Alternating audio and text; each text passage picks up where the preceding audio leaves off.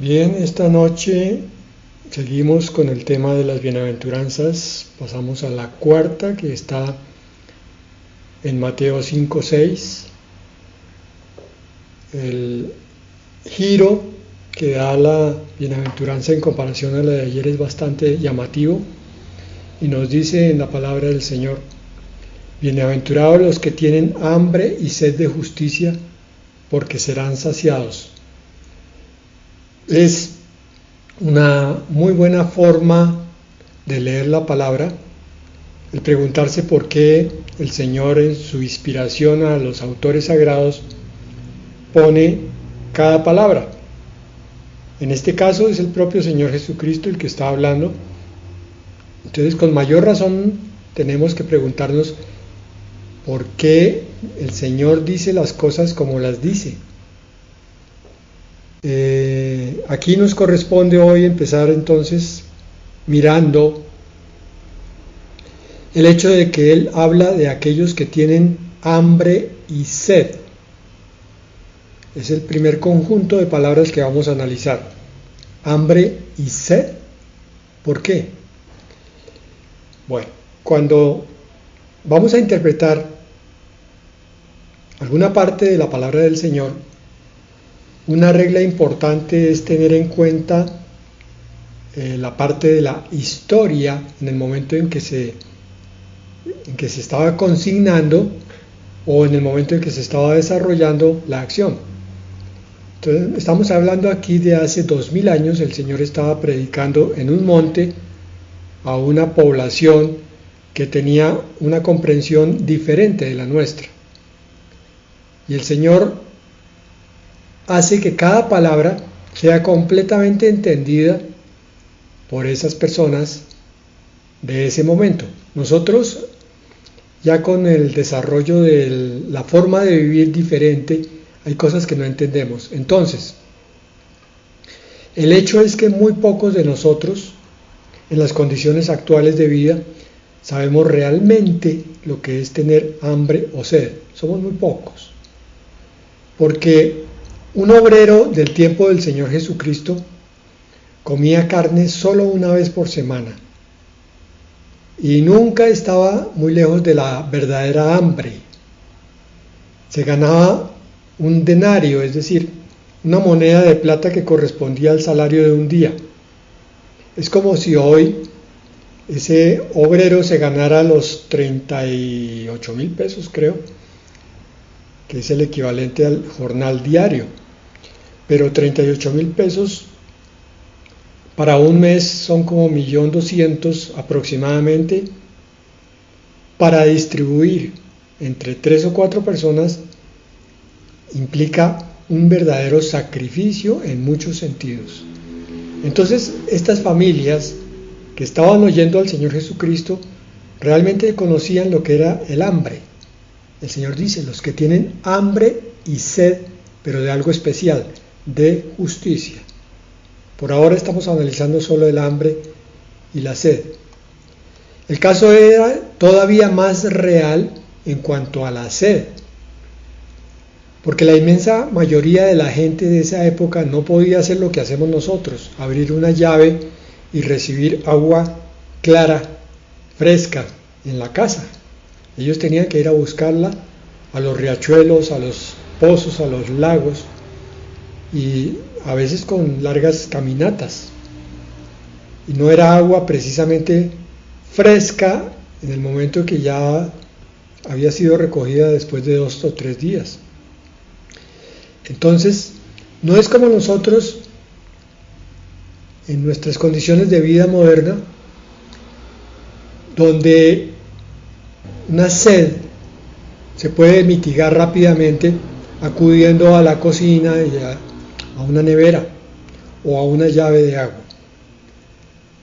El hambre, que se describe en esta bienaventuranza, no es el apetito que se satisface rápidamente con un bocadito de media mañana o un almuerzo, ni la sed de la que habla el Señor es la que se podía mitigar con una taza de café o una bebida fresca. Era el hambre de una persona acostumbrada a pasar necesidades y muchas veces estar a punto de morir de inanición, o la sed de aquel que no puede calmarla instantáneamente y por tanto está sufriéndola por un tiempo prolongado y hasta incluso haciendo peligrar su vida por deshidratación. Es así que el Señor les dice: los que tienen hambre y sed. Una pregunta que viene con esto es: ¿cuál es entonces el mayor anhelo de nuestra vida y hasta dónde llega? Porque en este caso, esta bienaventuranza contiene un desafío. Está demandando un punto. ¿Hasta dónde tú quieres lo que es bueno y justo? Cuando se refiere a hambre y sed de justicia. ¿Quieres esa justicia tanto como quiere un hambriento su comida o un sediento el agua cuando está a punto de morir? ¿Hasta qué punto es intenso nuestro deseo de bondad y de justicia? Aquí vamos a usar algunas palabras como similares. La justicia es, en este contexto de la bienaventuranza, es muy similar a la bondad. Entonces, la mayoría de la gente tiene un deseo instintivo de bondad. Examínate el corazón. Vas a descubrir que detrás de todos los afanes, de todas las preocupaciones, de todas las necesidades, hay un sueño en tu corazón por un mundo mejor, por estar rodeados por mejores personas, y ojalá que sea ese sueño también inclusivo para ti mismo, que tú tengas sueño de mejorar como persona, como alma, como espíritu. Lo que pasa es que ese deseo puede ser imaginario y como neblinoso, nebuloso, más que agudo e intenso para la mayoría de las personas. Muchos tienen buenos deseos, buenos anhelos, buenos sueños, pero cuando llega el momento de la decisión no están preparados para hacer el esfuerzo y el sacrificio que demanda conseguir algo, o que algo se convierta en realidad, en este caso la justicia. Todos sabemos que aquí la justicia se refiere a la rectitud. Entonces, repito, rectitud, justicia y bondad son manejadas hoy en forma similar. El problema es que la mayor parte de la gente sufre de la enfermedad de la desgana. La desgana. Muchos le echan la culpa a la conquista de parte de los españoles de estas tierras.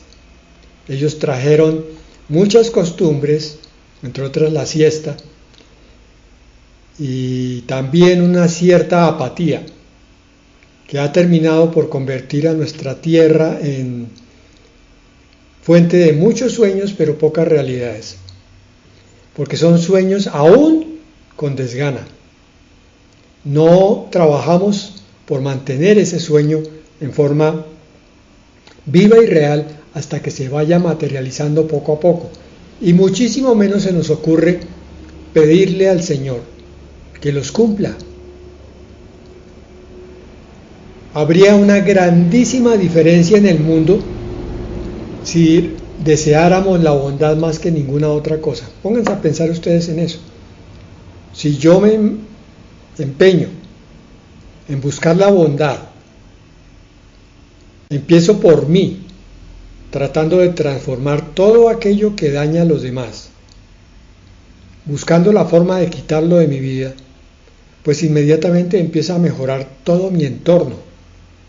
Y si cada uno de nosotros que estamos oyendo esta palabra soñara lo mismo, pues haríamos simplemente mejores familias primeramente, y después una mejor iglesia o congregación espiritual, cualquiera que ella sea. Insisto, el gran enemigo de esta hambre y de esta sed es la desgana espiritual, la indolencia, la indiferencia, la pereza. Es algo que tenemos que combatir todos los días y tenemos que convertirla realmente en nuestra guerra.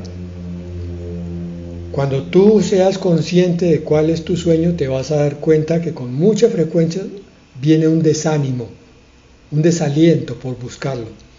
Empezaste con muchas ganas una vida espiritual entregándosela al Señor Jesucristo. Y durante todo este trayecto has notado que ha habido momentos en los cuales has entrado en un desacelere de esa búsqueda, casi hasta quedarte quieto. El Señor viene y te reactiva, y entonces empiezas otra vez a estudiar la palabra, a orar, a hablar con Él, pero nuevamente puede venir otra época de indiferencia y hay que volverla a combatir. Esta es una oración que requeriría, desde mi punto de vista y por la propia experiencia, la necesidad de que fuera muy frecuente. Señor, quita la desgana, quita la indolencia de mi vida, quita la pereza, Señor, porque en el fondo reconozco que tú has puesto grandes anhelos, y anhelos que son sanos y santos. Cristianos hambrientos, qué hermoso sueño, hambrientos de Cristo. Estas personas tendrían entonces una pasión de justicia en sus propias vidas. ¿Será eso cierto? ¿Será que encontramos a muchos cristianos apasionados por la justicia de Dios, que es Dios mismo? Anhelar ver la honradez alrededor de nuestras cosas, la integridad y la rectitud en la sociedad, en la familia y en la iglesia en una forma práctica de santidad. Tenemos que mantener entonces viva esa hambre y sed de alimentarnos con Cristo, entendiendo que si no es así, moriremos. Es una sed que ningún arroyo terrenal puede calmar. Salmo 73, 25 dice, por favor, abran más que todo su corazón. ¿A quién tengo yo en los cielos sino a ti? Y fuera de ti, nada deseo en la tierra. ¿Qué diferencia la del creyente que tiene este salmo como motor de vida, como el centro de su mirada y de su búsqueda? El Señor es lo único que lo llena y nada más. La primera de Pedro 2:2 se complementa perfectamente diciendo, desead como niños recién nacidos la leche espiritual no adulterada, para que por ella crezcáis para salvación. La forma de tener al Señor como centro de la vida es a través de la palabra de Dios. Hay que desearlo como un niño de pecho, un niño lactante, el comer todos los días de ese alimento. Entonces, según esto que hemos visto hasta aquí, podemos ver por lo menos 3 anhelos de justicia, de los cuales es posible que tengas al menos 2, ojalá los 3. El primero, los que no conociendo a Dios, los que estaban perdidos en el mundo, nosotros éramos de esos, por esa sed y hambre de justicia, buscan un día llegar a esa justicia con necesidad de salvación, llegar a Cristo. Ellos anduvieron, nosotros, en las cosas del mundo, pero tenemos que confesar que nada nos llenaba allá, hasta que encontramos a Cristo. Y entonces la primera hambre y la primera sed se calmaron. Encontramos el camino, la verdad y la vida. Encontramos la respuesta a muchas preguntas que teníamos. Encontramos la paz con Dios.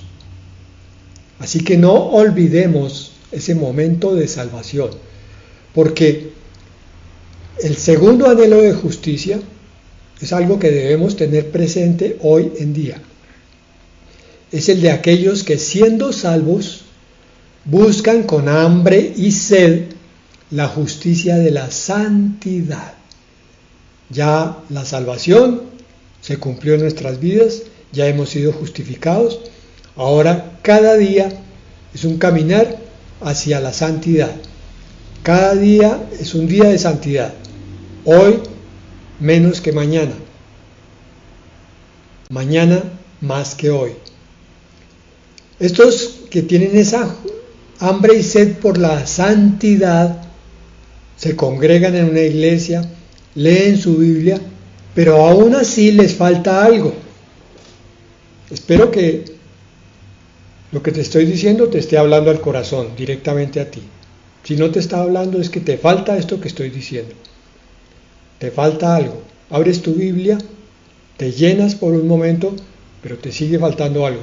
Porque siempre tienen estos cristianos necesidad de creer más, crecer más en la fe y estar convencidos de que están creciendo, de que están siendo santificados, de que están apartándose más y más del pecado, que están cada vez más cercanos al Señor. Este es un anhelo completamente legítimo y real, completamente real, en el verdadero cristiano. Es el cristiano que no sabe bien qué es lo que le falta, pero sabe que le falta algo. Le falta más del Señor cada día y por eso lo busca para santidad. Y la tercera forma de hambre de justicia son aquellos que sueñan con un reino de justicia eterno en oposición a la maldad de este mundo. Son los que tienen la esperanza de la próxima venida del Señor, la esperanza sobre todo de esa glorificación, transformación instantánea de nuestro cuerpo de pecado a un cuerpo completamente glorificado donde podamos ver al Señor cara a cara. Es hambre y sed de justicia eterna. Ellos saben que están creciendo, los que tienen este sueño, pero sienten que no es suficiente homenaje para la santidad y el amor de Dios. Es decir, que la vida cristiana de alguna manera le falla al Señor. Y entonces el sueño que hay en lo profundo del ser es el de ya no más fallarle, ya estar santificado plenamente, glorificado. Y por tanto, entonces, estos creyentes anhelan la perfección del mundo, anhelan el reino milenial y el estado eterno y la glorificación de sí mismos. Es la explicación hasta ahí de gran parte de esta bienaventuranza, pero todavía tenemos que hacer otras consideraciones, y es que debemos esperar también que todo lo de Cristo reine en todo. Naturalmente es algo que debemos desear apasionadamente, naturalmente, pero esto es algo que también tiene que ver con la parte voluntaria. Es cierto que el Señor produce en nosotros la santidad cada día, pero también es cierto que hay unos que vuelan hacia la santidad y otros escasamente se arrastran. Eso tiene que ver con el deseo apasionado o no por esa justicia y esa integridad. En esta bienaventuranza creemos que se trata de una cualidad que uno debe poseer personalmente, el hambre y sed de la justicia. No el deseo natural de que se nos haga justicia solamente. Sí, es que me ofendieron y entonces anhelo la justicia en ese sentido. O de que haya solamente justicia en el mundo, sino la justicia que es la bondad de Cristo para que reine en nuestra vida. Es el sentido más profundo que podemos encontrar aquí. Cuando enfocamos esta bienaventuranza desde este punto de vista, se convierte en una de las más exigentes, pero también de las más consoladoras, porque aquí estaría el sentido de que la persona que es bienaventurada no lo es necesariamente porque alcance esa bondad, sino porque la anhela con todo su ser. Me explico. Por mucho que anhelemos la bondad, la justicia, la rectitud, aquí y ahora no la vamos a obtener. Pero no por eso debemos dejar de tener el sueño de la justicia, de la bondad y de la rectitud completas. Porque ese sueño, ese anhelo de tu corazón va a ser tenido en cuenta. Lo dice esta bienaventuranza, porque la bendición, la bienaventuranza alcanza a la persona que a pesar de sus fallos y fracasos, todavía aspira a esa rectitud como lo más alto. Pero no solo una parte, sino todo. A ver, mi propósito no es enredar nada. El propósito es decir que cada día es necesario anhelar la rectitud interna y externa. Interna del yo en la santidad y externa del mundo en el perfeccionamiento. Pero como eso es todavía una utopía hasta que el Señor venga y transforme el mundo, entonces hay que guardar junto con el deseo el sueño, el anhelo de lo que el Señor va a traer cuando venga finalmente a arreglar este universo. Entonces, una traducción de esta bienaventuranza sería: benditos los que tienen hambre y sed de verdadera y total integridad. Porque a veces en nuestra vida práctica nos contentamos con una integridad parcial. De pronto hoy actúo correctamente, pero mañana se me olvida y digo una mentira. Pero si estoy soñando con la totalidad de esta bendición, entonces voy a esforzarme todos los días por mantener mi hambre y mi sed vivas para que esa rectitud de Dios tome mi corazón y mi espíritu. Así es que entonces la traducción final de la cuarta bienaventuranza podría ser algo así como esto. Pongan por favor toda su atención en este resumen. Cuánta bienaventuranza la del que anhela una integridad total, como ansía el que está muriendo de hambre el alimento y el agua, el que está pereciendo de sed, porque tal persona alcanzará una completa satisfacción. No hemos analizado la parte final de la bienaventuranza con respecto a la completa satisfacción. Para eso solamente vamos a considerar un versículo, Juan 15:11, y con esto terminamos. El Señor nos dice a través de esa palabra: estas cosas les he hablado para que mi gozo esté en ustedes y su gozo sea perfecto. Este no es un versículo que citemos con mucha frecuencia. El Señor nos está diciendo aquí: toda la palabra que yo les hablo, toda la palabra que ustedes leen en la Escritura, toda la palabra que mi Espíritu Santo les recuerda cuando están en comunión conmigo, es para que mi gozo esté en ustedes. Mi gozo es aquella porción de mi espíritu que llega hasta ustedes y les permite vivir plenamente cualquiera que sea la situación por la que estén pasando. Recuerden, dice el Señor, mis hijos, que mi gozo tiene que ver con el contentamiento, en abundancia o en escasez, en salud o en enfermedad.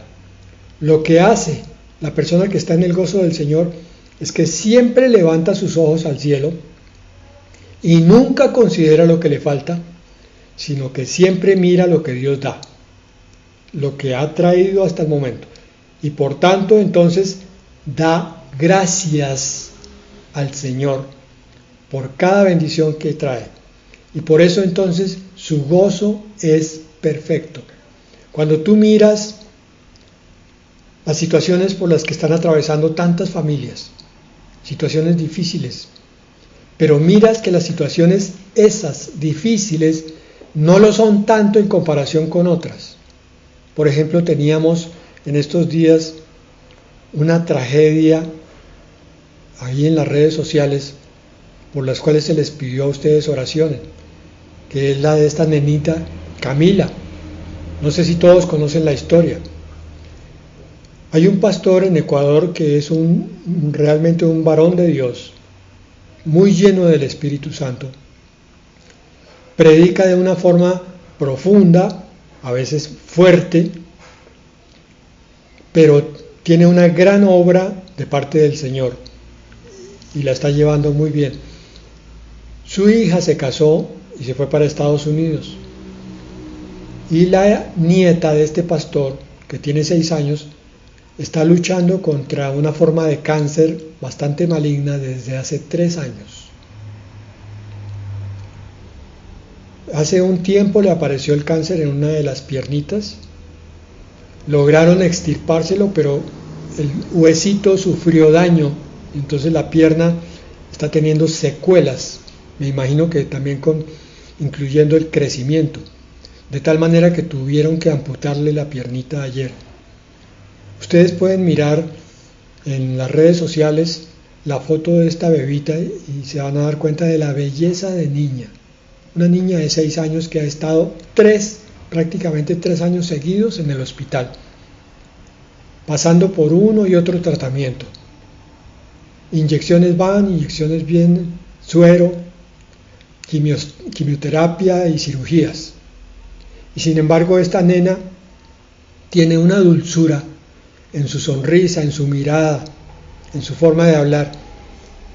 Y ayer con mi esposa oíamos a la mamá, que es una muchacha joven, muy bonita también, hablando de la historia de su hija, y yo veía la dulzura del Señor en el corazón de esa mujer como madre, que tiene otros 2 hijos además, y que además tienen al esposo, o sea, el papá de la niña, con un problema por el cual tiene que estar en diálisis 2 y 3 veces por semana. Es una familia con muchos problemas. El pastor tiene que estar viajando de Ecuador a Estados Unidos, a la Florida, con mucha frecuencia, y no tienen recursos. La familia no puede trabajar porque la mamá tiene que estar pendiente de Camila en el hospital y de los otros 2 niños que están en colegio. Y el esposo no tiene trabajo, no puede tenerlo porque está en diálisis.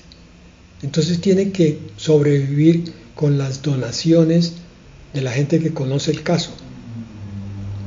Uno dice, sí, tenemos situaciones muy duras, pero hay otros que tienen pruebas todavía más grandes. Entonces tenemos que darle gracias al Señor, porque quizás estamos enfermos, pero tenemos alimento.